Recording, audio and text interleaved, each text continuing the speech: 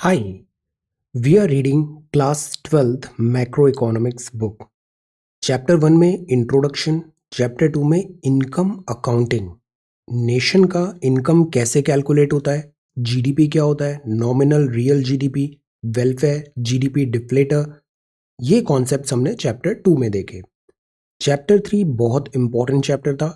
इसमें हमने समझा मनी की ज़रूरत क्यों पड़ती है, डिमांड सप्लाई क्या होता है, demand and supply of money, barter system से एक बेटर मैकेनिज्म आया जिसको हमने नाम दिया money, balance sheet of bank, banking system, policy tools to control money supply.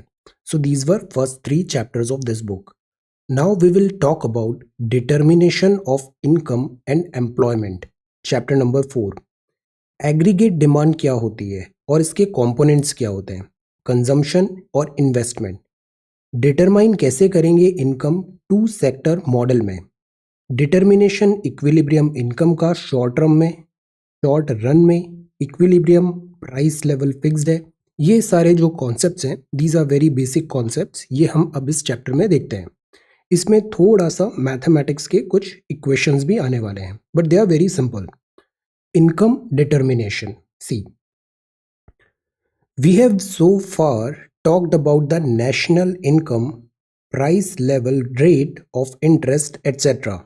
National income क्या होती है, प्राइस लेवल कैसे डिटरमाइन हो रहा है, और रेट ऑफ इंटरेस्ट भी. बट हमने ये सब देखा एक एडहॉक मैनर में. हमने इन्वेस्टिगेट नहीं किया forces that govern there values. ये डिटरमाइन कैसे होता है, नेशनल इनकम है तो व्हाट आर द फोर्सेस जो इसके बैकग्राउंड में वर्क कर रही है, प्राइस लेवल पे, रेट ऑफ इंटरेस्ट पे. The basic objective of macro economics is to develop theoretical tools called models. Models क्या होते हैं, कुछ इनपुट है, उस मॉडल में दाया एक सर्टेन आउटपुट आपको मिलेगा. ये मॉडल्स होते हैं, थियोरेटिकल टूल्स होते हैं. इससे क्या होता है, हम फोरकास्ट पता कर सकते हैं, हम डिटरमाइन कर सकते हैं कि फ्यूचर में कर्व किस डायरेक्शन में जाएगा, हम डिमांड सप्लाई इनको हम प्रिडिक्ट कर सकते हैं. Capable of describing the process, और जो प्रोसेस चल रही है तो मॉडल्स क्या होता है उसको एक्सप्लेनेशन भी देता है. मैथमेटिक्स एल्गोरिदम यहाँ पे आ जाती है. The process which determine the value of these variable. और जो मॉडल्स होते हैं ना, ये मॉडल्स क्या होते हैं, जैसे फिक्स्ड मॉडल है. फिक्स्ड मॉडल में बहुत सारे इनपुट आएंगे, इनपुट वेरिएबल्स होंगे. इन इनपुट वेरिएबल्स का एक एल्गोरिदम चलेगा और उससे अपन एक सेट आउटपुट डिटरमाइन कर सकते हैं. आउटपुट इन द सेंस हम उस प्रोसेस का एक्सप्लेनेशन फाइंड कर सकते हैं.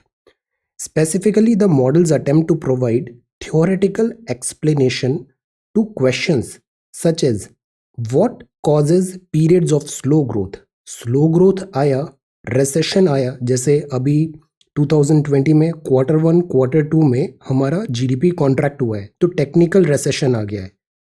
टेक्निकल रिसेशन जैसी चीज़ें आई, इंक्रीमेंट आया प्राइस लेवल में, राइज हुआ अनएम्प्लॉयमेंट में, यूएसए में अनएम्प्लॉयमेंट बहुत बढ़ रहा है. तो इसका जो बैकग्राउंड कॉन्सेप्ट है, थ्योरीज हैं, कॉन्सेप्ट्स हैं, वो सारी चीज़ें आती है इस मॉडल में. It is difficult to account for all the variables at the same time. Thus, when we concentrate on the determination of a particular variable, we must hold the values of all other variables constant. अब एक model है, उसमें एक variable A है, एक B है, एक C है. हम इन तीनों का एक साथ इंटरप्ले तो देख नहीं पाएंगे, तो हम क्या करते हैं, कुछ वेरिएबल्स B और C को कांस्टेंट मान लेते हैं और A वेरिएबल का वैल्यू चेंज करते हैं. और इसकी वैल्यू चेंज होने से मॉडल में क्या इम्पैक्ट आएगा, तो हमें A का रिलेशन इसके साथ डिटरमाइन हो जाएगा. So when we concentrate on the determination of a particular variable, we must hold the values of all other variables constant. This is a stylization typical of almost any theoretical exercise and is called the assumption of this ceteris paribus. Ceteris paribus. इसका मतलब क्या होता है, other things remain equal. See, ये इसका dictionary meaning है. Vocabulary strong होनी चाहिए, कॉम्प्रीहेंशन स्ट्रॉन्ग होना चाहिए, चीज़ें बहुत आसानी से समझ में आ जाती है. ये हमने जितनी भी एनसीईआरटीज पढ़ा, स्पेशली आप 11th एनसीईआरटी, 9th 10th देखो, they are already very simple, basic चीज़ें हैं. Comprehension, vocabulary. अब ये क्या है, सेटेरस पैरिबस. इसका मतलब क्या होता है, if all other relevant things, factors, element remains unaltered. अगर वो अनऑल्टर्ड है तो जिस वेरिएबल का इम्पैक्ट हमें देखना है उसका डिटरमाइन हम कर लेंगे। सो ये कॉन्सेप्ट होता है। You can think of the procedure as follows. In order to solve for the values of two variables x and y from two equation, we solve one variable say x in terms of y from one equation first और फिर उसको दूसरे में substitute कर देते हैं other equation में और उससे कंप्लीट सॉल्यूशन आ जाता है। हमें दो वेरिएबल्स दिए हुए हैं, वैल्यू दो वेरिएबल की हमें दो इक्वेशन से फाइंड करनी है, तो हम x का y के टर्म में निकालते हैं, y में दूसरी इक्वेशन में पुट करते हैं और आंसर आ जाता है। We apply the same method in the analysis of the macroeconomic system. अब ये दो टर्म्स हैं एक्स एंटी एक्स पोस्ट, इनमें क्या डिफरेंस होता है? Again vocabulary, comprehension, reading skills ये अच्छी होनी चाहिए, चीज़ें अपने आप समझ में आ जाती है। ये जो पूरी बुक है ना, इतना सिंपल वर्ड्स सिंपल लैंग्वेज में लिखा हुआ है, you should know the meaning first. X anti का क्या मीनिंग होता है? सी, एक्स एंटी का मतलब होता है based on assumption and prediction and being essentially subjective and estimate, मतलब कुछ प्रिडिक्शन कर रहे हो आप, आगे का कुछ फोरकास्ट कर रहे हो, एक्स एंटी। एक्स पोस्ट का मतलब क्या होता है? पीछे, based on knowledge and retrospection and being essentially objective and factual. तो एक्स पोस्ट तो हमेशा ऑब्जेक्टिव और फैक्चुअल ही होगा, बिकॉज जो पीछे का विजन होता है वो वैसे भी 20/20 होता है। Consistency of market behaviour, reasonable conformity, तो ये होगा एक्स एंटी। एक्स एंटी और this is ex ante and this is ex post. Post मतलब होने के बाद, खत्म होने के बाद आप उसका एनालिसिस कर रहे हो, R&D कर रहे हो, postmortem type, x post and this is ex ante, prediction होता है यहाँ पे। तो अब ये दो टर्म आ गए, ex ante and ex post. पिछले चैप्टर में नेशनल इनकम अकाउंटिंग हमने पढ़ा। अब now this is also one thing, हमने 9th से स्टार्ट किया, read it in a flow, 9th 10th 11th then 12th में भी माइक्रो देन मैक्रो, ग्रेजुअली चीज़ें होती है, तो प्रीवियस कॉन्सेप्ट्स अगले वीडियोस में आते हैं। अगर ये कॉन्सेप्ट्स हमने नहीं पढ़े तो फिर नेक्स्ट वीडियोस में हमें गैप्स नज़र आने लग जाते हैं। In the chapter national income accounting we have come across terms like consumption, investment and total output of final goods and services in the economy, GDP। ये जो टर्म्स हैं इनका डुअल कॉनोटेशन होता है। चैप्टर 2 में they were used in the accounting sense, मतलब connotation मतलब इधर अलग रेफरेंस में यूज हुआ, अलग कॉन्टेक्स्ट में हुआ, इधर इनका कॉन्टेक्स्ट डिफरेंट हो जाएगा। तो चैप्टर 2 में हमने इनको अकाउंटिंग के सेंस से देखा, denoting actual value of these items as measured by the activities within the economy in a certain year, और उससे हमने GDP फाइंड कर लिया। Now we call this actual or accounting values ex post है। Post क्या होती है? Objective होती है। सी, एक्स पोस्ट क्या होगा? ऑब्जेक्टिव होगा, फैक्चुअल होगा, बिकॉज ये चीज हो चुकी है। Accounting values ex post measures of these items. Now ये जो टर्म्स हैं however can be used with a different connotation. अब इसका थोड़ा पर्सपेक्टिव बदलते हैं। कंजम्पशन में denote not what people have actually consumed in a given year but what they had plan to consume during the same period. यहाँ पे क्या word आया? प्लानिंग किया था उन्होंने। Similarly investment can mean the amount of a producer plan to add to her inventory. Inventory होती है, उसमें इतना एडिशन करना था और उसका नाम क्या होगा? Investment. It may be different from what she ends up doing. अब दो चीज़ होती है, एक तो हम करते हैं प्लानिंग और एक्चुअली में वो काम हम करते हैं, इन दोनों में अक्सर गैप आ जाता है। तो ये जो चीज़ होगा, प्लान किया 100 रुपये का, goods to her stock by the end of the year, her plan investment is there for ₹100। तो ये क्या हुआ? प्लानिंग किया है कि 100 रुपये का वो यहाँ पे प्लान करेगी। However, due to an unforeseen upsurge of demand, but demand ज़्यादा आ गई गुड्स की मार्केट में, volume of her sales exceed she had planned to sell and meet this extra demand, तो she has to sell goods worth 30 from her stock। तो जो stock था उधर से निकाल के उसको सेल करना पड़ा, तो स्टॉक कम हो गया, बिकॉज जितना प्लान किया था उससे ज़्यादा डिमांड आ गई और सेल तो करना ही पड़ेगा, तो उसका जो स्टॉक है वो कम हो जाएगा। तो therefore at the end of the year her inventory goes up by this 70 only, 100 की जगह 70 ही हुआ। हर planned investment is ₹100 और एक्चुअल एक्स पोस्ट जो हुआ, एक्स पोस्ट हुआ मतलब ये एक्चुअल हुआ, वो केवल 70 हुआ। तो दो कॉन्सेप्ट हमने समझे, एक समझा प्लान्ड इन्वेस्टमेंट और दूसरा एक्स पोस्ट। एक्स पोस्ट मतलब एक्चुअल में कितना हुआ। We call the planned value of the variables consumption, investment, output of final goods ex ante measure. Planned, जहाँ चीज़ें planned है, planned value है variables की। variables मतलब अलग अलग चीज़ें हैं, heads हैं। consumption, investment, output, ये कहलाता है ex ante measure, planned है। In a theoretical model of the economy, the ex ante value of these variables should be our primary concern. If anybody wants to predict, किसी को predict करना है what the equilibrium value of the final goods output or GDP will be, it is important for her to know what quantities of the final goods people plan to demand or supply. अब सी, हमको production करना है तो हमें पहले एक rough estimate होना चाहिए, प्लानिंग करना चाहिए कि कितना एक्चुअली में डिमांड आएगा, प्रिडिक्ट करेंगे इक्विलिब्रियम वैल्यू कितना आएगा फाइनल गुड्स का, आउटपुट का, जीडीपी का, फाइनल गुड्स पीपल कितना डिमांड या सप्लाई में एग्जिस्ट होगा, मांगेंगे। We must therefore learn about the determinants of the ex ante value of consumption, investment, aggregate output of the economy. तो ये है ex ante consumption.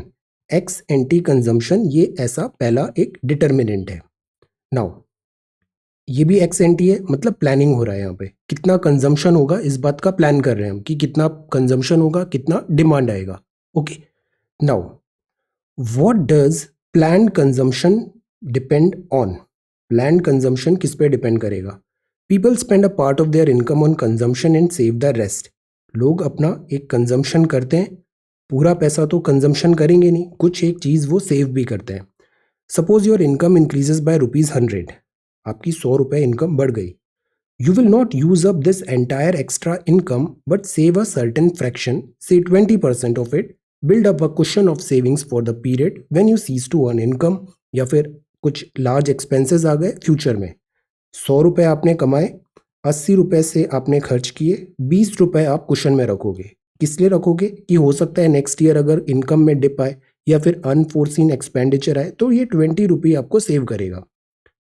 Different people plan to save different fraction of their additional income. Rich typically saving a greater proportion of their income than the poor, because poor का income ही कम होता है तो ज़्यादा savings हो नहीं पाती. And if we average these, we may arrive at a fraction which will give us an idea of what proportion of the total additional income of economy people wish to save as a whole.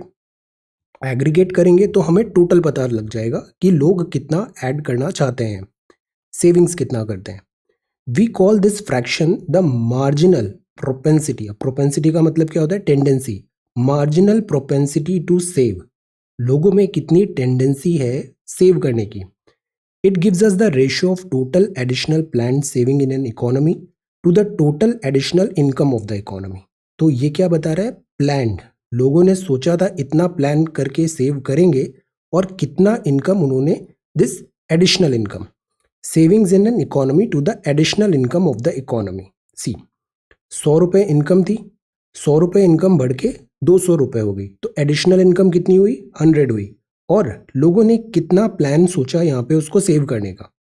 So we call this fraction marginal propensity to save, tendency कितनी है save करने की। It gives us the ratio total additional planned savings in an economy, total additional planned savings in an economy, planned है ये, to the total additional income of the economy, कितना आपने planned saving किया और कितना आपका टोटल एडिशनल इनकम आया, ये जो रेशियो होगा that would be called this MPS. Now since consumption is the complement of saving, consumption complement है सेविंग का, additional income of the economy is either put into additional savings or use for extra consumption by the people. Additional income आया तो हो सकता है वो additional income से आप और ज़्यादा पैसे सेव करने लग जाओ या फिर आपका खर्चा बढ़ जाएगा।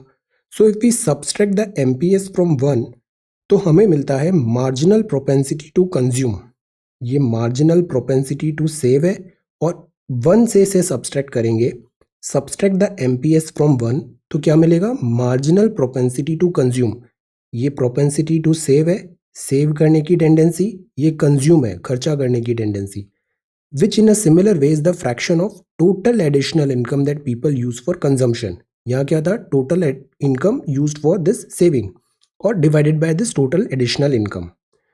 Suppose MPC of an economy C है, अगर प्रोपेंसिटी टू कंज्यूम सी है, 0 से 1 के बीच में है. Total income of the economy अगर इंक्रीज हुआ 0 टू y, तो total consumption of the economy कितना हो जाएगा? ये क्या है, दिस सी, टोटल कंजम्पशन. ये कंजम्पशन जो इकोनॉमी का होगा, दिस 0 टू y चेंज हुआ और दिस इज एमपीसी. तो एमपीसी इंटू चेंज, चेंज कितना हुआ, y माइनस 0 और एमपीसी था c, इन दोनों का प्रोडक्ट किया तो टोटल कंजम्पशन आया c dot y. What is c? c is this MPC of economy, propensity to consume, और y क्या है, चेंज आया, total economy of the increase 0 to y. तो this change into MPC that is equal to total consumption. Total consumption is equal to this C MPC into this increase in economy. So ये पहला formula आ गया. However it is not precisely so, we have forgotten something. अब इसमें कुछ missing है. If the income of the economy in a certain year is 0, the above equation tells us that the economy has to starve for an entire year, which is obviously an outrageous idea. COVID-19. If your income is 0 in a certain period, you use your past saving. अब हमने जो पैसे बचाए थे हम उसको use करेंगे to buy certain minimum consumption in order to survive. Hence, we must add the minimum or subsistence level of consumption. अब subsistence का डिक्शनरी मीनिंग क्या होता है, मतलब बेसिक बेयर मिनिमम है, इतना तो चाहिए ही सर्वाइवल करने के लिए. तो add the minimum and subsistence level of consumption of the economy in the above equation. तो अब नई इक्वेशन क्या हुई, यहाँ हमने subsistence कैलकुलेट नहीं किया था, इस subsistence को ऐड कर देते हैं बेसिक्स को. तो अब खर्चा कितना हुआ, टोटल कंजम्पशन कितना हुआ, this basic plus this c dot y, this plus this basic subsistence. तो ये greater than 0 minimum consumption level होगा और exogenous item to our model होगा. मतलब इतना हमें खर्चा चाहिए ही है, चाहे इनकम हो या नहीं हो साल में. Therefore it is treated as a constant, और इसलिए ये कांस्टेंट भी हो गया, मतलब एक फिक्स्ड हमने वैल्यू डिसाइड कर लिया. ये वैल्यू इनकम पे डिपेंडेंट नहीं है, सो इसीलिए ये क्या हुआ, कांस्टेंट हुआ. The equation tells us that as the income of the economy increases above 0, the economy uses C proportion of this extra income to increase its consumption above the minimum level. This is not constant, this is constant. अब economy जो ये minimum propensity of consumption है, proportion है, और extra income जितना increase हुआ इसके हिसाब से ये वैल्यू डिटरमाइन होगी. तो ये जो वैल्यू आया, ये क्या वैल्यू आया, x ante consumption. Ex ante मतलब प्रिडिक्ट हो रहा है कंजम्पशन कितना होगा, प्रिडिक्शन कर रहे हैं, प्लानिंग कर रहे हैं कि कंजम्पशन कितना होगा. प्रिडिक्शन प्लानिंग ऑफ कंजम्पशन में दो पार्ट्स आए. पहला पार्ट आया बेसिक्स, मतलब मिनिमम इतना तो एक थ्रेशोल्ड चाहिए सर्वाइव करने के लिए, प्लस ये वेरिएबल पार्ट, ये कांस्टेंट पार्ट, ये वेरिएबल पार्ट. वेरिएबल पार्ट में हमारा एमपीसी प्रोपेंसिटी कंजम्पशन और this rise in income. So this is the first one, ex ante consumption. अब सेकेंड है ex ante investment. Investment is defined as addition to the stock of physical capital. Investment मतलब कुछ physical capital जैसे machines, buildings, roads, anything that adds to the future productive capacity of the economy. Changes in the inventory और the stocks of finished goods of a producer. Inventory में कुछ addition हो रहा है या फिर आप ऐसे कुछ मशीन्स, इन सब चीज़ों में लगा रहे हो पैसा, that is investment. Note that investment goods जैसे कि machines are also part of the final goods. They are not intermediate goods. Intermediate goods क्या होते थे, कुछ गुड से हमने दूसरा गुड बनाया तो वो इंटरमीडिएट गुड्स हुए. बट मशीन जो होती हैं ये इंटरमीडिएट नहीं है, they are like final goods है. मशीन्स प्रोडक्ट्स बनाती रहेंगी बट ये खुद कंज्यूम नहीं होती हैं. Now machines produced in an economy in a given year are not used up to produce other goods. ये दूसरे गुड्स बनाने में नहीं बल्कि ये सर्व कर रही हैं, yield their services over a number of years. एक आपने मशीन खरीदा, लैपटॉप खरीदा, ये 3, 4, 5 साल तक सर्व करेगा आपको. Investment decision by producers such as whether to buy a new machine depend to a large extent to the market rate of interest. अब हमें नई मशीन खरीदनी है, हमें नया इन्वेस्टमेंट करना है, ये डिपेंड करेगा मार्केट रेट ऑफ इंटरेस्ट पे. फॉर सिंप्लिसिटी हम यहाँ अज्यूम कर लेते हैं कि जो फर्म है वो प्लान कर रही है to invest the same amount every year. We can write the ex ante investment demand as this I bar. I जो एक्स एन टी इन्वेस्टमेंट है इसको हमने अज्यूम किया है आई बार।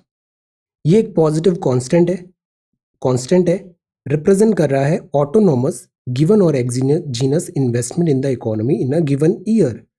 यहाँ हमने सिंप्लिसिटी के लिए अज्यूम किया है कि ये जो इन्वेस्टमेंट है वैसे तो ये रेट ऑफ इंटरेस्ट पे डिपेंड करेगा, मार्केट रेट ऑफ इंटरेस्ट पे, बट हमने सिंप्लिसिटी के लिए इसको अज्यूम कर लिया this is I bar, this is a constant. तो ये आया एक्स एन टी, प्रिडिक्शन हो रहा है, प्लानिंग हो रहा है कि कितना इन्वेस्टमेंट करेंगे हम, इतना इन्वेस्टमेंट करेंगे। अब तीसरा फैक्टर है ex ante aggregate demand for final goods. Economy में विदाउट अ गवर्नमेंट, अगर गवर्नमेंट नहीं है तो एक्स एन टी जो एग्रीगेट डिमांड है फाइनल गुड्स का वो होगा sum total of ex ante consumption expenditure और ex ante investment expenditure. तो एग्रीगेट का तो मतलब ही यही होता है टोटल, समेशन। समेशन कंपोनेंट्स का करो, कंपोनेंट्स कौन से दो हुए यहाँ पे, एक कंपोनेंट हुआ दिस सी और दूसरा कंपोनेंट हुआ आई। सी कौन सा हुआ, this C, this is ex ante consumption और this is I ex ante investment, दोनों का टोटल करेंगे तो दिस एग्रीगेट डिमांड आ गया।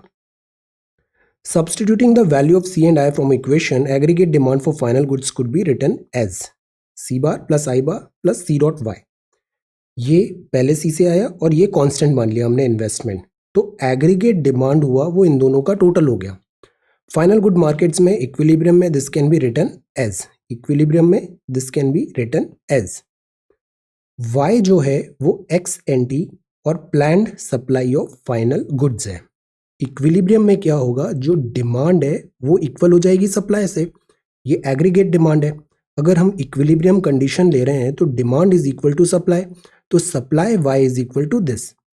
This equation can be further simplified by adding up two autonomous terms this and this, और उससे ये एक नया दिस टर्म आ गया।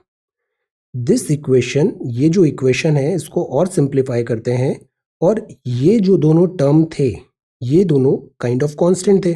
ये भी कांस्टेंट मान लिया था हमने, जो बेयर मिनिमम सब्सिस्टेंस का कॉस्ट है, और ये जो रेट ऑफ इंटरेस्ट है उसका भी हमने इन्वेस्टमेंट में एक फिक्स्ड वैल्यू ले ली थी सिंप्लिसिटी में। तो because this is a fixed value, ये भी एक फिक्स्ड वैल्यू है, तो इसको हम एक नया कांस्टेंट ए बार दे देते हैं, और ये तो वेरिएबल है, तो एक नया इक्वेशन आ गया y is equal to A bar C dot Y. कैसे आया, एग्रीगेट डिमांड में हमने दिस सी और आई को ऐड किया, demand is equal to supply because equilibrium है, ये दोनों कांस्टेंट है तो इसको नया कांस्टेंट दे दिया, तो y is equal to A bar C dot Y. अब ये जो कांस्टेंट आया ये total autonomous expenditure in the economy है। In reality these two components of autonomous expenditure behave in different way. जो सी बार है, दिस सी बार रिप्रेजेंट करता है subsistence consumption level of an economy. किसी एक इकोनॉमी में मिनिमम कितने पैसे चाहिए सबसिस्टेंस करने के लिए। जैसे इंडिया में कम पैसे में सबसिस्टेंस हो जाएगा, यूएसए जो कंट्री है यहाँ पे कॉस्ट ऑफ लिविंग बहुत ज़्यादा है, अगर 2-3 महीने जॉब नहीं रहा, पैसे नहीं आए, तो यहाँ पे रहना बहुत मुश्किल हो जाता है। सबसिस्टेंस कंजम्पशन बिकॉज हाई है, remains more or less stable over time. However जो आई है has been observe to undergo periodic fluctuation. अब ये भी बिकॉज हमने कंट्री वाइज लिया है तो ये स्टेबल रहेगा, कंट्री में कंपेयर नहीं कर रहे हैं। अब जैसे इंडिया का है तो इंडिया का ही केस है, ये स्टेबल रहेगा। बट जो आई है रेट ऑफ इंटरेस्ट, ये ऑल्दो हमने सिंप्लीफिकेशन के लिए कांस्टेंट लिया था, बट इसमें पीरियोडिक फ्लक्चुएशन आते हैं, तो कांस्टेंट में भी this is more constant, this is fluctuating. A word of caution is in order, the term y on the left hand side of equation 4.3, y, ये जो y है, the term y on the left hand side of the equation represents the ex ante output or the planned supply of the final goods. Ex ante output or the planned supply of the final goods ये बताता है, supply बताता है, because equilibrium है, this production equal to supply. On the other hand, the consumption is equal to supply. On the other hand, the expression on the right hand side denotes ex ante or planned aggregate demand for final goods in the economy. तो ये क्या बता रहा है, this final demand बता रहा है, ex ante, planned output, okay, ex ante or planned aggregate demand of the final goods in the economy. Ex ante supply is equal to ex ante demand only when final good market और hence the economy equilibrium में। तो ये equation तभी hold करेगी जब this y is equal to aggregate demand होगा, और ये तब होगा जब इकोनॉमी में इक्विलिब्रियम हो. Okay. Now 4.3 should not therefore be confused with the accounting identity of chapter 2. That is why connotations वहां पे हमने अलग कॉन्टेक्स्ट में लिया था, यहां हम इक्विलिब्रियम के कॉन्सेप्ट में ले रहे हैं कि this demand is equal to supply है. Ex post value of total output must always be equal to the sum total of ex post consumption and ex post investment in the economy. ये chapter 2 में देखा था, but यहाँ ऐसा नहीं है. If ex ante demand for final goods fall short of the output of final goods, producer have planned to produce in a given year. तो ये इक्वेशन करेक्ट नहीं होगी. That is by connotation. Stocks will be piling up. अगर cell ज़्यादा हुआ नहीं, production ज़्यादा कर दिया, तो क्या होगा, जो एक्स्ट्रा सामान है वो इन्वेंट्री में जाएगा, स्टॉक्स बढ़ जाएंगे.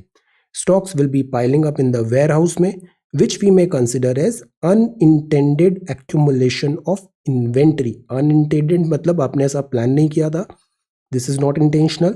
अक्यूमुलेशन मतलब इकट्ठा हुआ है, और इन्वेंट्री मतलब stock. Unintended accumulation of inventories. Why? Because sale नहीं हुआ, प्रोडक्शन ज्यादा कर दिया. So it is not a part of planned or ex ante investment. It definitely a part of actual addition of the inventory at the end of the year. In other words, ex post investment. अब जब पीछे मुड़ के देखते हैं ना, तो वो एक्स पोस्ट होता है. तो ये जो चीज है ये प्लान्ड नहीं था. Definitely it is definitely a part of the actual addition तो हुआ इन्वेंट्री में at the end of the year, and ex post investment हुआ, बट एक्स एंटी नहीं था, बिकॉज ये अनइंटेंडेड एक्यूमुलेशन ऑफ इन्वेंट्री था. यहाँ पे अनइंटेंडेड था बिकॉज प्रोडक्शन का आपने ज़्यादा प्रिडिक्ट किया था, उसके अकॉर्डिंग आपकी सेल नहीं हुई, तो अक्यूमुलेशन हो गया यहाँ पे. Thus, even though plan y is greater than plan c plus I, actual y will be equal to c plus I with an extra output showing up as unintended accumulation of inventory. अब जो production हो गया है उसको waste तो होगा नहीं, उसको इन्वेंट्री में डाल देंगे, हो सकता है नेक्स्ट टाइम वो यूज हो जाए. In the ex post I on the right hand side of the accounting identity. तो ये इधर यहाँ पे ऐसे ऐड हो जाएगा. Now at this point we can introduce the government in this economy. अभी तक यहाँ पे गवर्नमेंट नहीं थी, अब हम लाते हैं सरकार. The major economic activities of the government that affect the aggregate demand for final goods and services can be summarized by fiscal variables जैसे टैक्स है, गवर्नमेंट के खर्चे जी, autonomous to our analysis. Government through its expenditure G on final goods and services adds to the aggregate demand. कई बार government के expenditure होते हैं, government expenditure होते हैं, वो एडअप होंगे एग्रीगेट डिमांड में, like other firms and households. So on the other hand, taxes जो लगाती है सरकार take a part of the income. हमारी इनकम कम हो जाती है बिकॉज टैक्स लग गया है, away from the household, और हमारी डिस्पोजेबल इनकम कम होती है. तो देयरफॉर ये जो वाई था इसमें से हमें टैक्स को कम करना पड़ेगा. तो household spend only a fraction of this disposable income for consumption purpose. Equation 4.3 has to be modified in this manner. तो ये जो कंजम्पशन था यहाँ पे हमने जी ऐड किया गवर्नमेंट एक्सपेंडिचर, और दिस y माइनस टी करना पड़ा बिकॉज टैक्सेस यहाँ पे कट होगा. तो this g minus C T, like C bar और आई बार, जस्ट एक नया कांस्टेंट हमने टर्म ले लिया, this a bar. It does not significantly change the analysis in any qualitative way. तो पहले जो इक्वेशंस थी उसमें गवर्नमेंट इंक्लूड नहीं थी, अब गवर्नमेंट इंक्लूड हो गई है, तो गवर्नमेंट के एक्सपेंसेस हम ऐड कर रहे हैं और टैक्सेस सब्सट्रैक्ट कर रहे हैं, जो पर्सनल डिस्पोजेबल इनकम को कम करेगा. We shall, for the sake of simplicity, ignore the government sector for the rest of the chapter. Observe also, without the government imposing indirect taxes and subsidy, total value of final goods and services produced in the economy, GDP becomes identity equal to national income. GDP equal हो जाती है national income अगर taxes, subsidy सब अपन हटा दे तो. Henceforth, therefore, throughout the rest of the chapter, हम refer करेंगे y as GDP और national income interchangeably. Again connotation, हम y को जीडीपी भी बोलेंगे एंड नेशनल इनकम भी बोलेंगे, बिकॉज इस केस में हम इंक्लूड नहीं कर रहे हैं टैक्सेस, इनडायरेक्ट टैक्सेस और सब्सिडीज को. तो जस्ट फॉर सिंप्लीफिकेशन पर्पज हम इसको ऐसे आगे अज्यूम कर रहे हैं. तो इस सेक्शन में हमने पढ़ा x anti aggregate demand for final goods. Final goods की एग्रीगेट डिमांड्स, दिस हमने दोनों वैल्यूज को ऐड कर दिया, इसको इक्वेट कर दिया दिस इक्विलिब्रियम होने के कारण फाइनल गुड्स की सप्लाई से, और उसमें गवर्नमेंट भी ऐड किया और इस तरीके से हमने इसको टोटल किया. Now movement along a curve versus shift of a. So we shall be using graphical techniques to analyze the model of the economy. It is therefore important for us to learn how to read a graph. Let us now plot two variables a and b on the horizontal and vertical axis on a graph depicting the equation of a straight line of the form b is equal to ma plus epsilon. So b is equal to ma plus epsilon, where m is greater than 0 is called the slope of the straight line. एक general हम simple equation यहाँ पे देखा है, b is equal to M A plus epsilon. This is a variable, ये b variable है और b variable की जो भी वैल्यू होगी वो आएगी this m times a variable plus this basic का epsilon. m is greater than 0 इसका स्लोप हो जाएगा स्ट्रेट लाइन का. अगर एप्सिलॉन ग्रेटर देन 0 है तो इंटरसेप्ट आएगा वर्टिकल दिस इधर वर्टिकल एक्सिस पे ये एक इंटरसेप्ट आएगा that is b. When a increases by 1 unit the value of b increases by m unit. a increase होता है 1 यूनिट तो b इंक्रीज होता है by m unit. These are called movement of the variables along the graph. तो हमारे पास ये equation है, ये कांस्टेंट है, इसमें वेरिएबल का वैल्यू चेंज होगा और उसके अकॉर्डिंगली b का चेंज होगा. इस तरीके से ये ग्राफ बन जाएगा. पॉजिटिवली स्लोपिंग स्ट्रेट लाइन है, स्विंग होगी अपवर्ड या फिर डाउनवर्ड भी हो सकती है according to this variable values. Upward as it slope is double. Slope क्या होता है? दिस स्लोप, ये स्लोप है तो स्लोप अगर ऐसे डबल हो गया तो ये अपवर्ड मूव होगी. Okay, now consider a fixed value for this epsilon equal to 2. m take 2 value 0.5 and 1. तो एप्सिलॉन की एक वैल्यू हमने यहाँ पे फिक्स रख लिया 2 और m की वैल्यू हमने दो वैल्यू रखा. एक m की वैल्यू 1 है, ये 1 है और ये 0.5 है.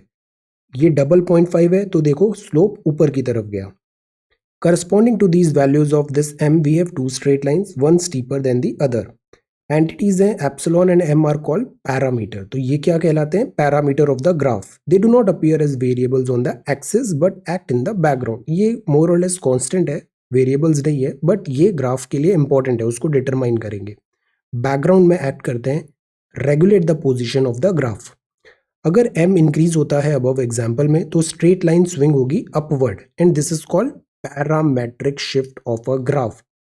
m का वैल्यू 0.5 से 1 कर दिया तो ये जो लाइन है ऊपर की तरफ गई स्ट्रेट लाइन और इसको बोलते हैं parametric shift of graph. Since a straight line of the above form has another parameter epsilon we can observe another type of parametric shift of this line. अब की बार हमने दिस m को constant रखा बट ये जो epsilon था इसको 2 से बढ़ा के 3 कर दिया. तो पहले लाइन ऐसी थी फिर दूसरी लाइन उसके ऊपर हो जाएगी because this value has been changed. To see this, the whole m constant at 0.5 increase the intercept from this 2 to 3. So straight line now shifts in parallel upward as shown in this figure. Positively sloping straight line shift upward in parallel as the intercept is increased. Now, consider next the following two equations representing a downward and upward sloping straight line. अब एक नया line है y is equal to z minus x, y is equal to 1 plus x. ये दो equation है y z minus x and y 1 plus x. z का value greater than equal to 0 है. हम फिर से शिफ्ट देखते हैं, पैरामेट्रिक शिफ्ट देखते हैं z का. जब वेरिएबल जो चेंजिंग इक्विलिब्रियम वैल्यू x आएगा ये ऐसे ऐसे अलग अलग वैल्यूज आएंगी. z is equal to 2 3 4 like that, 1 2 3 4 like that. First equation में z appears to be an intercept parameter for increasing value of z starting from 0. 0 से वैल्यू स्टार्ट हो रही है. The first straight line will undergo parallel upward shift की तरफ जा रहा है. See, this upward shift जा रहा है फिगर 4.3 में.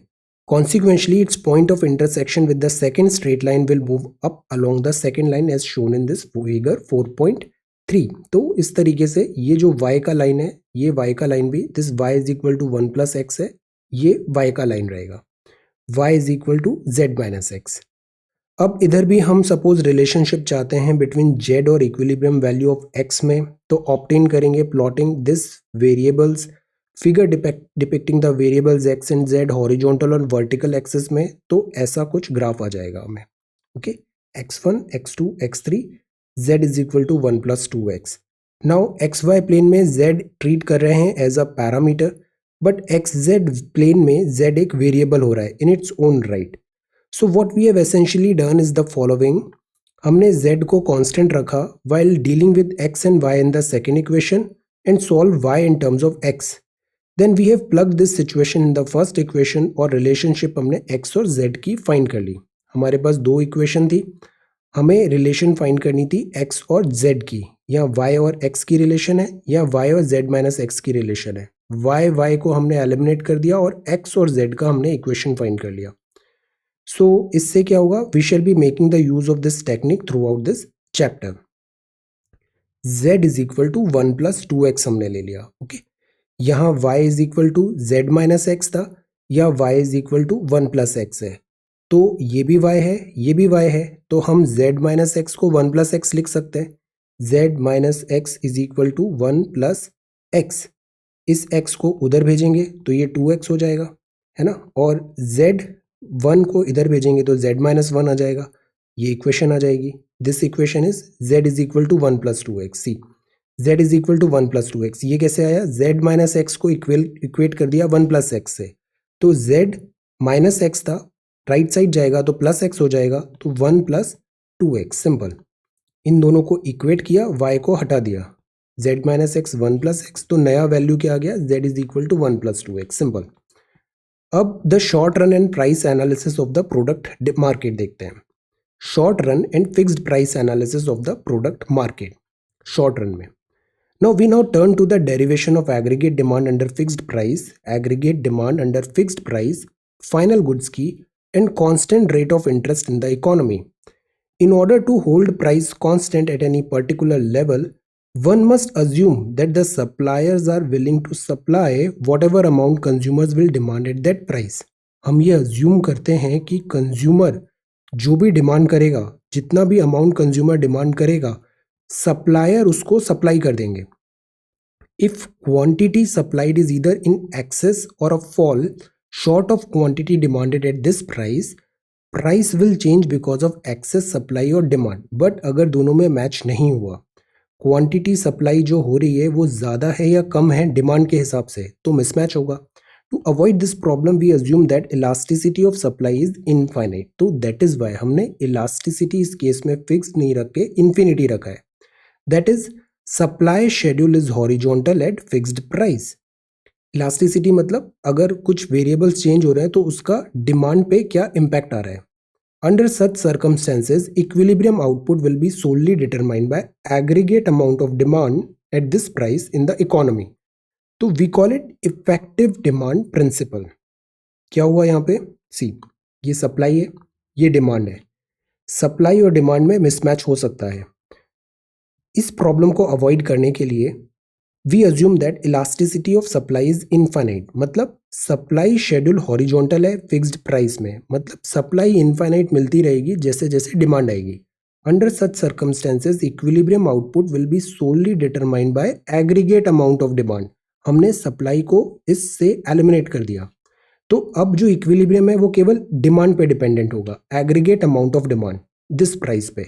तो ये क्या हुआ, effective demand principal.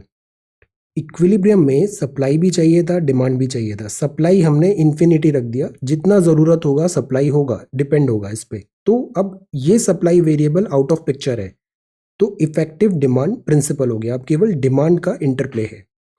Note also the word short run. Short run में है ये, लॉन्ग रन में नहीं है. We assume that prices in the economy take some time to respond to the forces of excess supply और demand. तुरंत reflect नहीं होता है. प्राइस जो इकोनॉमी में होती है उसको कुछ समय लगता है रेस्पॉन्ड करने के लिए फोर्सेस ऑफ एक्सेस सप्लाई और demand.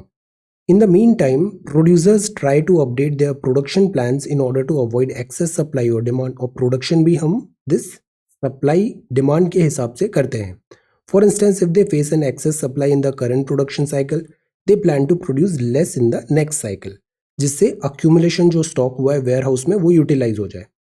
Note that an individual producer is very small compared to the size of national market.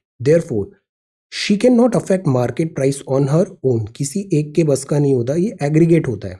एक इंडिविजुअल यहाँ पे प्रोड्यूसर नहीं कर सकता changes. An individual producer has to accept the price that prevails in the market. So that is why market जो price है individual उसको अपने दम पे चेंज नहीं कर पाएगा. जो भी प्राइस होगी इंडिविजुअल को उसके अकॉर्डिंग चेंज होना पड़ेगा. The aggregate price level in the economy changes only when adjustment in all markets of the economy fail to eliminate the excess demand और सप्लाई. जो सारे एडजस्टमेंट्स हैं मार्केट में, ऑटो करेक्ट भी होता है, तो एग्रीगेट प्राइस लेवल इकोनॉमी में चेंज तभी होती है adjustment in markets of the economy fail to eliminate the excess demand और सप्लाई. वरना अदरवाइज क्या होता है, दिस इनविजिबल हैंड भी होता है, अपने आप वो इक्विलिब्रियम सेट हो जाएगा. अगर नहीं हो रहा है तो फिर एक नया नॉर्मल आ जाएगा. Prices are therefore assume to vary only in the long run. Assume to vary in the long run. Short run में अगर चेंजेस भी आते हैं तो वो फिर इक्विलिब्रियम हो जाता है usually. So this is the case of short run fixed price analysis. Fixed price analysis on the product this market. Now, a point on the aggregate demand curve. अब हम आते हैं aggregate demand curve के एक point पे. At a fixed price, the value of an ex-ante aggregate prediction हो रहा है. Ex-ante aggregate demand for final good AD is equal to sum total of ex-ante consumption expenditure और ex-ante investment expenditure. इन दोनों का total हुआ. Under the effective demand principle, equilibrium output जो हुआ final good का वो equal होगा ex-ante aggregate demand, जैसा इक्वेशन 4.3 में था. ये एक वेरिएबल आया था, हमने पहले यहाँ पे एक इक्वेशन में देखा था a dot this c into y. एक नया वेरिएबल आया दिस, यहाँ पे इक्विलिब्रियम आया a c डॉट वाई. तो ये यहाँ पे अभी भी एग्जिस्ट करेगा. a जो है ये total value of autonomous expenditure in the economy है, तो इसमें गवर्नमेंट का भी हमने इंक्लूड किया था. नाउ गवर्नमेंट का इंक्लूड फॉर टाइमिंग सिंप्लीफिकेशन नहीं किया है. Now let us consider a numerical example to derive the value of aggregate demand and hence equilibrium output in the economy. Fixed price पे. Suppose example लेते हैं, value of autonomous expenditure, this autonomous expenditure 40 है और this I is 10 और this marginal 0.8 है C की value. तो equilibrium value of Y क्या होगा? Consider that Y is equal to 200. एक ट्रायल सॉल्यूशन है. At this point, the value of ex-ante consumption C कितना होगा? C bar plus 0.8 Y and Y is equal to 200. C bar is 40 and this Y is 200. 0.8 क्या है? MPC है. तो ये हो जाएगा 40 plus 0.8 से 200 हो गया. ex-ante investment expenditure कितना है? हमने I bar के equally assume कर लिया था. That is 10. This is 10. ex-ante aggregate demand कितना होता है? AD कितना होगा? This plus this, मतलब this plus this. This is equal to 200 and this I is equal to 10. तो 200 plus 10 that is 210. Level of output Y is equal to 200 है. The value of ex-ante aggregate demand 210 है. इसका मतलब क्या हो रहा है? Excess demand है. 210 का डिमांड है और आउटपुट आ रहा है 200. तो y is equal to 200 is not the equilibrium of output in the economy. अब दूसरा आउटपुट लेवल 300 देखते हैं. इसमें भी हम सेम पैरामीटर्स में कैलकुलेशन करेंगे. तो इससे आता है दिस 290. अब सी एक्स एंटी एग्रीगेट डिमांड है वो फॉल शॉर्ट हो रही है आउटपुट से. मतलब अब यहाँ 290 तो कंजम्पशन हो रहा है, प्रोडक्शन दिस आउटपुट 300 हो रहा है. तो यहाँ पे क्या हो गया? एक्सेस ऑफ सप्लाई हो गया. 300 is also not the equilibrium level of output in the economy. अब एक दूसरा y का वैल्यू लेते हैं 250. इस 250 की वैल्यू में एग्रीगेट डिमांड भी 250 आ गई. तो 250 is the equilibrium. Ultimately hit the correct value of y. Aggregate demand equal to aggregate supply. Equilibrium output of the economy at the fixed price interest rate combination. तो इस तरीके से ये हमने अचीव किया. अब इफेक्ट्स क्या होंगे autonomous change on equilibrium demand in the product market में. सी What are the determinants? Determinants क्या है equilibrium value of aggregate demand के फिक्स्ड प्राइस पे. दूसरे शब्दों में what governs whether the equilibrium aggregate demand would be 250 or 210 or 290 in the above example. ये कैसे आया? The equilibrium output and aggregate demand जो फिक्स्ड प्राइस इंटरेस्ट रेट पे है वो डिराइव होता है इस इक्वेशन को सॉल्व करने से. हमने इक्विलिब्रियम लिया है इसलिए इन दोनों को इक्वेट भी कर दिया है. ये डिमांड था, ये सप्लाई था, दोनों को इक्वल किया because this is equilibrium. It is an equation involving only one variable y. ये कांस्टेंट है, ये भी एमपीसी है और ये कितना वेरिएबल है। तो इस इक्वेशन को अगर वेरिएबल के टर्म में देखें तो यहाँ से दिस ए उस साइड जाएगा एंड दिस 1 माइनस सी, अगर इक्विलिब्रियम कंडीशन हम देख रहे हैं। सो ये हो जाएगा this y is equal to A bar 1 minus C, इसका सॉल्यूशन आया। Now the value of y will therefore depend on the values of the parameter on the right hand side, और ये वैल्यू है this A bar and this MPC in this case. So above example में equilibrium value of aggregate demand 250 and hence the position of the single point of the aggregate demand schedule that we have derived so far will depend on the values of these parameter. Compare करते हैं इस equation को, this A D A bar plus C Y को with the equation एक straight line की जो हमने अभी देखा था, से B is equal to this epsilon plus M A जो 4.2 में देखा। तो ए बार यहाँ पे क्या आया, intercept parameter, this A bar is intercept parameter. C क्या आया, स्लोप पैरामीटर आया इक्वेशन का। स्लोप इंक्रीज होगा तो स्ट्रेट लाइन रिप्रेजेंट करेगी इक्वेशन ऑफ एग्रीगेट डिमांड जो ऊपर ऐसे स्विंग होगी, अपवर्ड स्विंग होगी।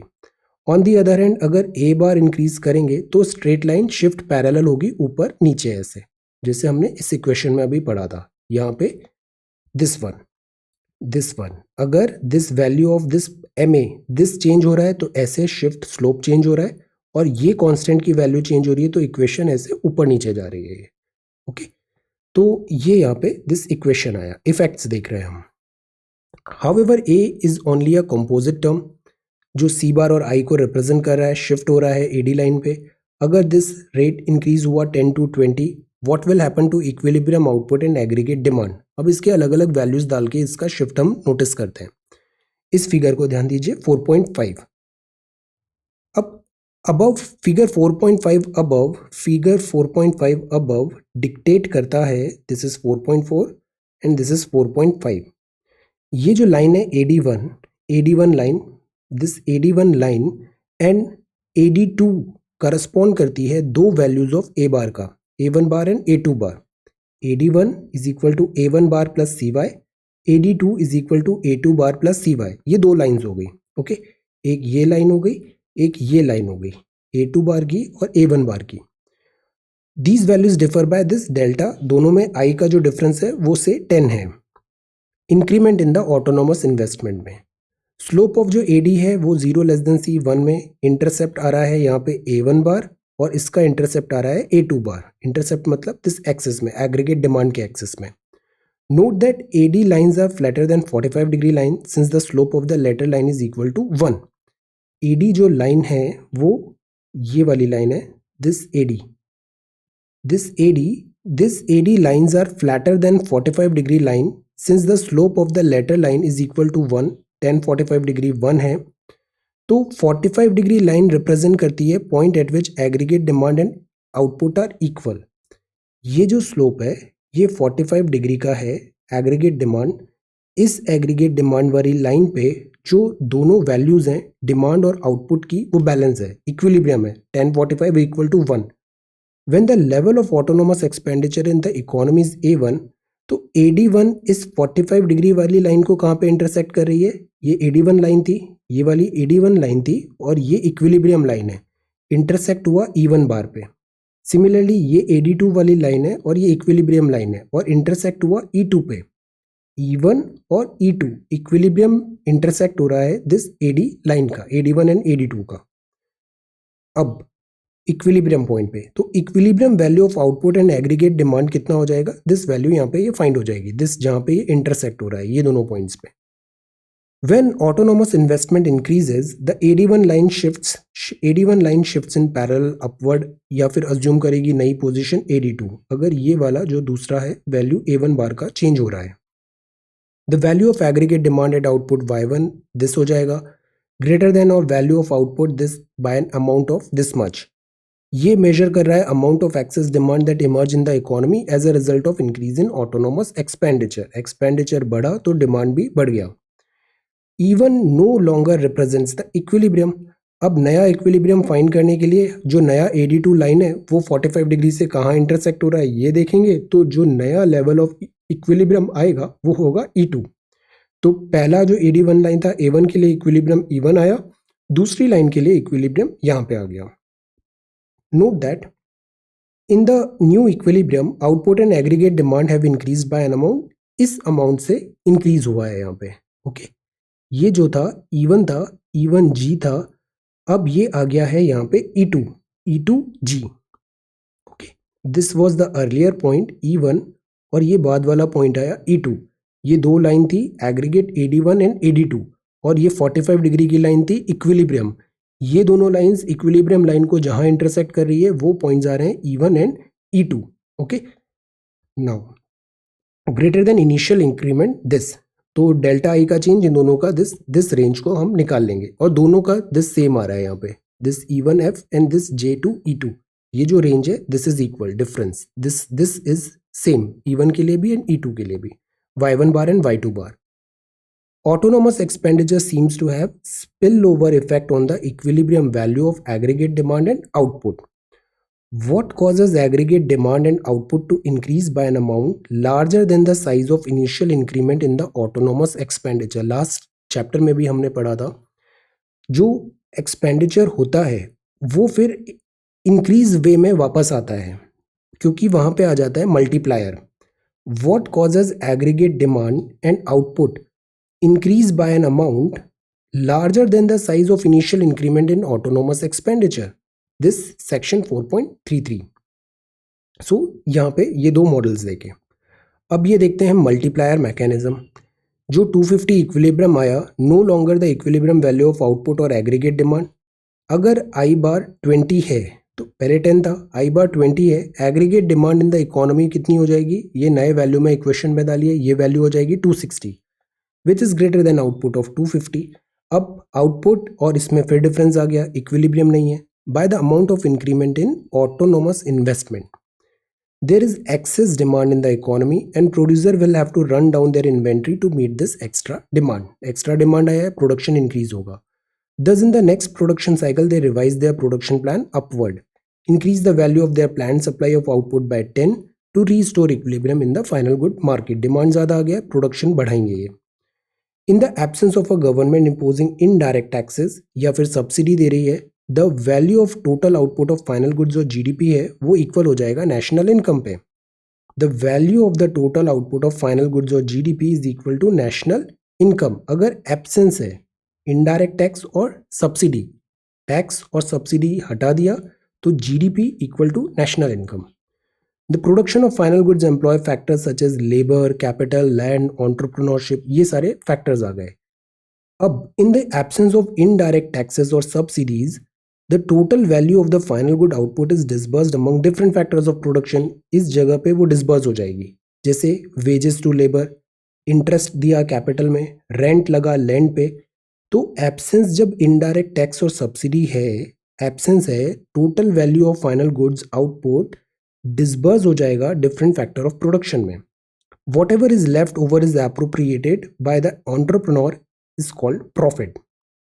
Thus the sum total of aggregate factor payments in the economy, national income, is equal to aggregate value of the output of final goods GDP. National income हो जाएगा equal to aggregate value of the output of final this goods GDP. Why? Because this subsidies and all हमने यहाँ पे हटा दिया है, तो GDP is equal to this national income हो गया. National income is equal to aggregate value of output of final goods GDP. Subsidy taxes are gone. In the above example, the value of extra output is 10. Distribute हुआ various factors, factor payment में. Income of economy goes up by 10. When income increases by 10, consumption expenditure बढ़ता है 0.8 into 10. Since people spend tendency, propensity, marginal propensity consumption की 0.8 ही है, तो fraction of their additional income on consumption. Income बढ़ी 100 रुपये but वो पूरा खर्चा नहीं करेंगे, केवल 80 खर्चा करेंगे. MPC is 0.8. Hence in the next round में aggregate demand in the economy goes up by this and there again emerges an excess demand this. So in the next production cycle producer increases their planned output further by this to restore equilibrium. When the extra output is distributed among factors, जब जो extra output आया उसको भी distribute करेंगे, income of economy goes by this 0.8 into 10 और consumption demand increase होता है. अब क्या होगा, geometric progression हो जाएगा. 0.8 into 10 बढ़ा, कंजम्पशन में फिर 0.8 लगाया तो 0.8 into square into 10, again creating excess demand of the same amount. तो this process goes on and on, round after round, और प्रोड्यूसर इंक्रीज करते हैं अपने output to clear the excess demand in each round, और consumer spend करते हैं part of additional income from their extra production on consumption item. तो इससे क्या होता है, एक प्रोग्रेशन स्टार्ट हो जाती है, creating further access demand in the next round. इसको यहां पे हम देखते हैं। सी, पहला राउंड था, कंजम्पशन 0 थी, डिमांड कितनी थी, 10 थी, आउटपुट कितना हुआ, 10 हुआ। बट ये पूरा तो यूज होगा नहीं, एमपीसी 0.8 इंटू 10 का ही कंजम्पशन हुआ। कंजम्पशन आपने 10 यूनिट इंक्रीज हुआ, बट ये 10 यूनिट पूरा पूरा कंज्यूम नहीं होगा, एमपीसी से मल्टीप्लाई करेंगे तो जो नेक्स्ट राउंड का कंजम्पशन होगा वो केवल 0.8 हुआ, 10 का 0.8 हुआ, आउटपुट 10 आया था, इनकम 10 बढ़ी थी, इस इनकम का 0.8 ही यहाँ पे यूज हुआ। तो नेक्स्ट राउंड 2 में कंजम्पशन पूरा 1 नहीं होके 0.8 हुआ। अब बिकॉज कंजम्पशन इतना हुआ तो एग्रीगेट डिमांड इतना हुआ, आउटपुट इतना हो गया। ओके, तो पहले ये 10 आउटपुट था, 0.8 इंटू 10 हमने किया तो 8 आउटपुट आया, पहले 10 था फिर 8 आया। अब 8 इनकम हुआ सेकेंड राउंड में, तो ये भी पूरा कंज्यूम तो होगा नहीं, तो इसका 0.8 होगा, तो इसका भी हमने 0.8 यहाँ पे निकाला, 0.8 इंटू 0.8 और फिर उसका दिस 10, दिस का भी दिस मल्टीप्लाई बाय 0.8 किया तो 0.8 का स्क्वायर हो गया, यहाँ पे 0.8 का स्क्वायर हो गया। फिर जितना कंजम्पशन था उतना ही डिमांड था, फिर जितना आउटपुट आया ये आउटपुट आया, अब नेक्स्ट राउंड में भी इसका 0.8 जाएगा तो क्यूब हो गया। इस तरीके से ये आगे बढ़ता है, multiplier mechanism. The last column measures the increment in the value of the output of the final good and hence the income of the economy in each round. Second and third column measure करेगा increment in total consumption expenditure in the economy और increment in the value of aggregate demand in a similar way. Note that the increment in final goods output is successive rounds are gradually diminish होता जा रहा है। See 0.8 अगर 1 से नीचे कोई value होती है ना, उसका अगर स्क्वायर होता है तो वो लेस देन कम होती जाती है वो वैल्यू। नाउ डिमिनिश हुआ, after a large number of round the size of increment will be indistinguishable हो जाएगा 0 से, और फिर उसको हम राउंड ऑफ कर देंगे, will not practically contribute total volume of output में। तो राउंड इफेक्ट लेंगे, final goods output represent convergent process. In order to find out the total increase in the output, GP का फॉर्मूला लगाएंगे, geometric progression, we must add up the infinite geometric series in the last column, this, तो that is equal to this A 1 minus this ratio, तो 10 1 minus this 0.8 मतलब 50, तो ये total आ गया हमें। Increment in equilibrium value of total output दस exceeds the initial increment in the autonomous expenditure. तो this is the reason, increment in equilibrium value total output की एक्सीड कर रहा है initial increment in the autonomous expenditure. The ratio of the total increment in equilibrium value of final goods output to the initial increment in autonomous expenditure, उसको बोलते हैं output multiplier. Ratio total increment का हुआ in equilibrium में value of final goods में, output to the initial increment in autonomous expenditure is called output multiplier of the economy. Recalling that 10 and 0.8 represents the value of this MPC respectively, the expression for the multiplier can be written as, तो output multiplier इस type से आ जाएगा, this delta y upon delta A 1 upon 1 minus C, this is the value output multiplier.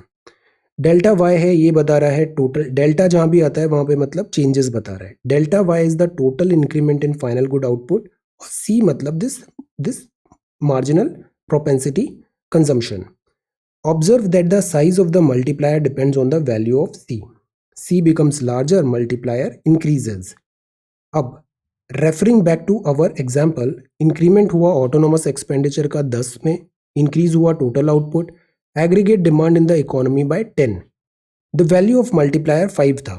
To cross check our calculation, let us compute the value of aggregate demand and output नए equilibrium, this के हिसाब से ये जो formula अभी 4.2 में देखा था 40 प्लस 20 1 माइनस 0.8, तो दिस इज 300। अगेन नया वैल्यू आ गया यहाँ पे। This shows that our computation of the multiplier is indeed correct. We shall conclude fixed price interest rate analysis of the final goods market with an interesting counter intuitive fact, जो होता है paradox. Paradox मतलब जैसा होना चाहिए but हो नहीं रहा है, पैराडॉक्स है वो। If all the people of the economy increase the proportion of income they save, सारे लोग इकोनॉमी में इंक्रीज कर दिया है प्रपोर्शन ऑफ इनकम जो उन्होंने सेव किया है। That is if the MPS of the economy increases, लोग खर्चा नहीं कर रहे, जो प्रपोर्शन ऑफ इनकम जो सेव कर रहे हैं वो बढ़ा दिया है। The total value of savings in the economy will not increase, but जो total value of economy will not increase, ये या तो डिक्लाइन होगी या फिर अनचेंज होगी। तो ये क्या हुआ, अनएक्सपेक्टेड हुआ। तो this result is known as the paradox of thrift. Thrift state बताता है people become more thrifty, they end up saving less or same as before. Thrifty, thrifty मतलब थोड़ा कंजूस। People become more thrifty, they end up saving less or same as before. तो this is a paradox. ऐसा होना नहीं चाहिए but हो रहा है। All the people of the economy increase कर रहे हैं प्रोपोर्शन ऑफ इनकम सेव करने का, तो सेविंग ज्यादा हो रही है तो इनका रिच होना चाहिए था, बट ऐसा हुआ नहीं। States that people become more thrifty, तो सेविंग्स कम हो जाती है या फिर सेम ही रहती है। दिस रिजल्ट दो sounds apparently impossible is actually a simple application of the model we have learned. See, let us continue with the example. Suppose initial equilibrium y 250 था, there is an exogenous autonomous shift हुआ people के expenditure pattern में, suddenly become more thrifty हो गए। This may happen due to a new information regarding कि कोई war आ रहा है या disaster है, covid है, तो लोग खर्चा कम कर देते हैं, which make people more circumspect and conservative हो जाते हैं expenditure में। तो एमपीएस जो है इकोनॉमी का, इस केस में जो एमपीएस है इकोनॉमी का, that would be increasing. Okay, ये मल्टीप्लायर इफेक्ट था, output multiplier, this paradox of thrift. अब क्या हुआ यहाँ पे, दिस पैराडॉक्स हुआ, थ्रिफ्टी हो गए। सपोज वॉर के टाइम पे इन्होंने सर्कमस्पेक्ट किया और इन्होंने अपने खर्चे कम कर दिए, एमपीएस ऑफ इकोनॉमी इंक्रीज हो गया। ऑल्टरनेटिवली एमपीएस सी डिक्रीज हुआ। अब C, MPS of the economy increase हुआ तो एमपीसी 1 माइनस दिस था, तो एमपीसी क्या हुआ, डिक्रीज हो गया, 0.8 टू 0.5 हो गया, कंजम्पशन 0.5 हो गया। शुरू में हमने पढ़ा था ना, MPS and MPC 1 minus this MPC 0.8 to 0.5 हो गया। इनिशियल इनकम लेवल जो था वो से इतना था, डिक्लाइन हुआ एमपीसी में, मतलब डिक्रीज हो गया कंजम्पशन, डिक्रीज हो गया कंजम्पशन मतलब स्पेंडिंग भी कम हो गई। एग्रीगेट डिमांड इतनी आ रही है by an amount of equal to this. This can be regarded as an autonomous reduction in consumption expenditure to the extent, उस extent तक, the change in MPC is occurring from some exogenous cause, external cause, and not a consequence of changes in the variables of the model. Models के जो variable हैं वो change नहीं ला रहे हैं, exogenous cause उस change को ला रहा है। किस change को ला रहा है? Consumption expenditure कम हो गया है। But as aggregate demand increased by 75 value, this value it falls short of the output y1 bar जो नया 250 है, and there emerges an excess supply equal to 75 in the economy. See, लोगों ने खर्चा कम किया but प्रोडक्शन इतना है तो एक्सेस सप्लाई हो गया 75 का। स्टॉक्स पाइल अप होंगे वेयर हाउस में, प्रोड्यूसर्स डिसाइड करेंगे to cut the value of production by 75 next round में to restore equilibrium in the market. But अब बिकॉज एक्सेस सप्लाई हुआ तो अगले राउंड पे जो प्रोड्यूसर हैं वो प्रोडक्शन कम करेंगे। But what would mean a reduction in factor payment in the next round and as a reduction in income by 75? As income, see, what would happen, that would mean reduction हुआ factor payment में।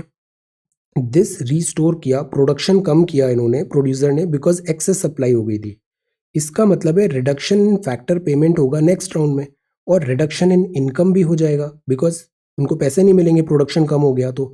As income decreases, people reduce consumption proportionately, but this time according to the new value of MPC जो 0.5 थी, consumption expenditure and hence aggregate demand decreases by 0.5 into 75. तो अभी हमने पढ़ा था 0.5 into 75, so which creates again an excess supply in the market. तो ये क्या होता है बताने की कोशिश कर रहे हैं, एक विशियस साइकिल चालू हो जाता है कि हम खर्चे कम कर रहे हैं तो हम सोचते हैं हमारा दिस सेविंग ज़्यादा हो जाएगी। नो, इससे इनकम भी कम हो जाती है और ओवरऑल जो हमारे दिस फायदा नहीं होता है। दैट इज़ वाई इकोनॉमी को बूस्ट करने के लिए सरकार कई बार क्या करती है, खर्चे बढ़ा देती है, एक्सेस करती है, गवर्नमेंट एक्सपेंडिचर बढ़ाती है, बिकॉज इससे इकोनॉमी रिवाइव होती है और अपवर्ड ऐसे सर्कल चालू हो जाता है। अदरवाइज क्या होता है, कॉस्ट कटिंग कर रहे हैं, कॉस्ट कटिंग कर रहे हैं, तो ये एक विशियस साइकिल है, बिकॉज सेविंग्स तो आप कर रहे हो but at the same time आप इनकम के सोर्सेज भी कम कर रहे हो। So which creates again an excess supply होगा और फिर इनकम कम हो जाएगी नेक्स्ट राउंड में और ये ऐसा साइकिल चालू हो जाएगा। तो दैट इज वाई ये पैराडॉक्स है। Income of the people decreases accordingly consumption expenditure aggregate demand फिर कम हो जाएगी. ये process goes on inferred from the dwindling values of the successive round effects, और ये कन्वर्जेंट होगा. अगेन ज्योमेट्रिक प्रोग्रेशन यहाँ पे लगाएंगे तो टोटल रिडक्शन कितना हो जाएगा, this formula this A1 minus R that is 150. But what means the new equilibrium output जो है इकोनॉमी का वो 100 था. तो अब फिर नया केस सिनेरियो देखते हैं जब नया इक्विलिब्रियम इकोनॉमी का 100 है. पीपल सेव कर रहे हैं सपोज कितना, दिस 10 एग्रीगेट. प्रीवियस इक्विलिब्रियम में they are saving this, previous MPC में 0.8. तो total value of saving in the economy has therefore remained unchanged. तो द पॉइंट इज कि पैराडॉक्स हो रहा है, सेविंग्स ज़्यादा होती है तो वो इन दी एंड वो सेविंग्स से हमें बेनिफिट कम होता है बिकॉज इनकम पे भी वो इम्पैक्ट लाती है. सेक्शन 4.32 में हमने पढ़ा दो टाइप ऑफ पैरामेट्रिक चेंजेस थे. अगेन एक स्ट्रेट लाइन इक्वेशन है, वन वेरिएबल, इसको ऊपर नीचे करते हैं कांस्टेंट और वेरिएबल दिस स्लोप को चेंज करके, और ये इक्विलिब्रियम की लाइन में ना 45 degree. A bar changes the line shift upward or downward in parallel. C changes however the line swings up or down. Increase हुआ MPS में प्रोपेंसिटी, डिक्लाइन हुआ कंजम्पशन में, रिड्यूस हुआ सप्लाई कंजम्पशन, रिड्यूस हुआ supply slope of the AD line and it swings downward. Equation में फिर हमने values change किया तो ये जैसे पहले वाली इक्वेशन थी, अब ये C1 से C2 आए. C2 जो है इसमें दिस लेवल कम है, ओके तो ये जो डाउनवर्ड ऐसे स्लोप शिफ्ट हो जाएगा, this would be the new slope. Equilibrium value of the output and aggregate demand from 4.4, तो अगेन इससे ये वैल्यू आ गई. Under the change value of parameter this new equilibrium value 100 आ जाएगी. तो इक्विलिब्रियम आउटपुट और एग्रीगेट डिमांड डिक्लाइन हुआ 150, 250 से 100 हो गया. As explained above this in turn implies that there is no change in the total value of savings. तो इसीलिए ये कहलाता है दिस पैराडॉक्स. अब इसकी समरी देखें तो when at a particular price level aggregate demand final goods का इक्वल होता है एग्रीगेट सप्लाई से. Equilibrium final goods of product market reaches equilibrium. Aggregate demand for final goods होती है, इसमें एक्स एंटी कंजम्पशन और ex ante investment government spending भी हम इंक्लूड कर सकते हैं. The rate of increase in ex ante consumption due to a unit increment जो होता है इनकम में, उसको बोलते हैं मार्जिनल प्रोपेंसिटी रेट. इंक्रीज हुआ एक्स एंटी प्रिडिक्शन कंजम्पशन में X unit increment in income से, उसको बोलते हैं marginal propensity to consume. For simplicity we assume a constant final goods price, constant rate of interest over short run, और वो determine करेगा level of aggregate demand for final goods in the economy. हम ये assume करते हैं aggregate supply is perfectly elastic है. Under such circumstances aggregate output is determined solely by the level of demand. हमने this supply को completely this infinity रखा, constant रखा, तो इससे जो डिटरमाइन हो रहा है वो केवल और केवल डिमांड के थ्रू हो रहा है. परफेक्टली इलास्टिक है, aggregate supply is perfectly elastic. This is known as effective demand principle, demand पे डिपेंडेंट है. Increase in autonomous spending causes aggregate output of final goods to increase large amount through the multiplier process, this geometric progression. तो concepts हमने देखे aggregate demand के, equilibrium, ex post facto, ex post मतलब पीछे मुड़ के देखना, marginal propensity to consume, unintended changes in inventory, intended और unintended, parametric shift, paradox of thrift, aggregate supply, ex ante मतलब आगे, ex ante consumption, ex ante investment, autonomous change, effective demand principle and expenditure multiplier. तो ये key concepts है. Now what you have to do, just read this book, this chapter again this way and revise, it will stay, consolidate होगा. Okay, so this is key concepts and try to answer this question as well. Marginal propensity to consume क्या है, how it is related to marginal propensity to save, difference क्या है ex ante investment और ex post investment में, parametric shift of line क्या होता है, ऐसे स्लोप और दिस ऊपर नीचे शिफ्ट होना. How does the line shift when slope decreases or intercept increases? Effective demand, autonomous expenditure multiplier, price of final goods and the rate of interest अगर given है तो measures and this paradox of thrift. So this is this chapter number 4. अब ये जो chapter number 5 and 6 है, they are very important. Government budget and the economy and open economy, macroeconomics. So thank you so much for watching this video. Take care, study well and be safe.